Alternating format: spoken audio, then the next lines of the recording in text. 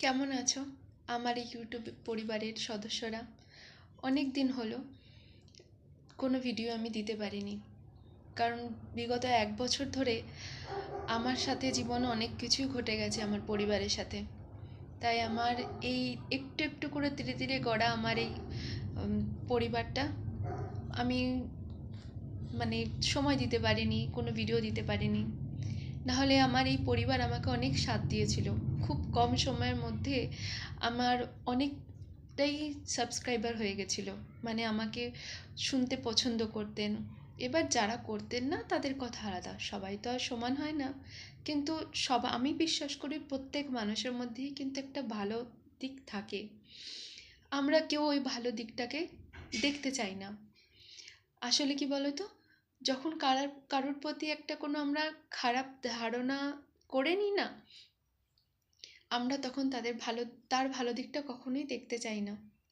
আর সে হয়তো অনেক ভালো করার চেষ্টা করলেও কখনো ভালো গুণটা চোখে পড়বে না। আসলে বলে না, অনেকটা কিন্তু আমাদের নজরেরই দোষ থাকে। আমরা যাকে যেভাবে যে নজরে দেখব, তাদেরকে আমরা সেই হিসাবেই বিচার করে থাকি। অনেক সময় দেখবে অনেক খারাপ মানুষ, কিন্তু সে বাইরে এমনভাবে কথাবার্তা বলে সবার সাথে, তাদেরকে কেউ বিশ্বাস করবে না যে সেই মানুষটা ঘরে পরিবারের লোকের সাথে কীরকম ব্যবহার করে। তুমি যদি তার পরিবারের লোক বাইরে গিয়ে বলে না যে মানুষটা এরকম ব্যবহার করে, কেউ বিশ্বাস করবে না। কারণ কি বলো তো, বাইরের মানুষজন তাকে সেই ভালো নজরটাতেই দেখে। আবার সেই পরিবারের কোনো এক ভালো মানুষ ভালো কাজ করে, মানে সব দিক খেয়াল রাখে। ভালো কাজ বলতে কি আমি মহান কাজ বলিনি, মানে ভালো পরিবারকে যেরকম আগলে রাখার চেষ্টা করে, প্রতিনিয়ত সেরকম চেষ্টা করে যায়, কিন্তু তার সামনে বাইরের মানুষের কাছে তার কাছে খারাপ বলে বলে তার প্রতি একটা খারাপ চিন্তা, খারাপ নজর সবার তৈরি হয়ে যায়।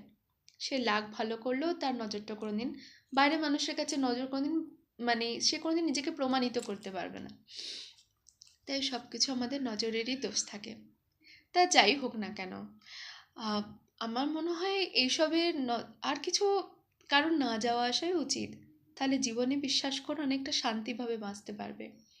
সবসময় একটা কথা মনে রাখবে, যে উনি ওপরে বসে আছেন না, ওনার কাছে যেন নিজেকে সবসময় পরিষ্কার রাখো, ওনার সাথে চোখে চোখ মিলিয়ে কথা বলতে পারো। বাস এতটুকু হলেই যথেষ্ট। রাধে রাধে।